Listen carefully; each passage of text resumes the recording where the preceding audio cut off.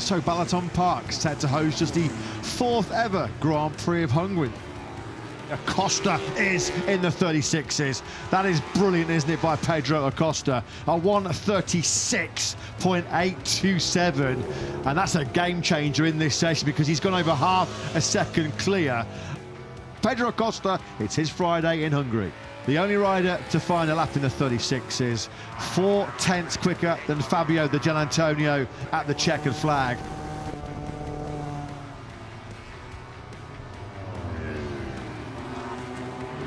Another brilliant job by Digia. Once again, he is top Ducati. It's Fabio Di Gianantonio. Left it late, didn't he? Just no sign at all of this 2026 hitting the buffers at all. Top 6 in every single Grand Prix so far this season. 3 sprint podiums. So this is looking really, really good, isn't it, for the 7-time world champion? He's about to come through the second split right now. Lost a bit of time there. This is just Mark making sure that before he really does stick his neck out, before he really does push, just make sure that he's got some temperature in those Michelin tyres. Very good third sector for Marc Marquez. He actually pulled a 10th and change back on Pedro Acosta, so this should lift him back out of Aldeguer into second. Marc Marquez had much more than his 1:37.560 because on one of his hot laps we saw him go careering into the gravel at turn 5.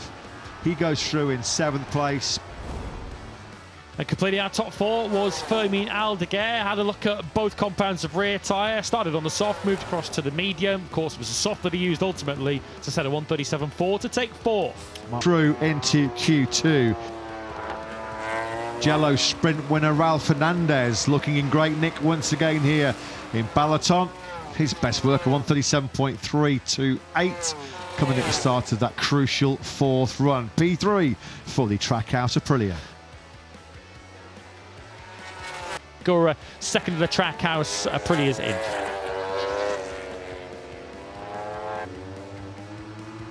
Both factory Aprilias do make it through. You felt that Bez was never really in any kind of serious danger. Can't really say the same about Jorge Martin, who did creep in 9th place. A smile and a sigh of relief, isn't it, for the Martinator. Second in the World Championship, first front row start last weekend in Mugello, and he goes through in 9th. Here comes Moreira, 12th, back into the top 6 again. And a great job once again produced by this young man. 22 years of age. Back-to-back Q2 appearances for Diogo Moreira. His first coming last weekend in Mugello, which he really did take full advantage of. He ended up qualifying 8th for that Grand Prix of Italy, and then a pair of 10th places in the sprint and the Grand Prix. Jack Miller, 37.760 from the Australian. 10th at the moment, just ahead of Fabio Quartararo in 11th. Jack Miller then, for just the second time in 2026, will be in Q2. And that's some ride, that, by Miller. Absolutely brilliant. He's going to be the top Yamaha in that session.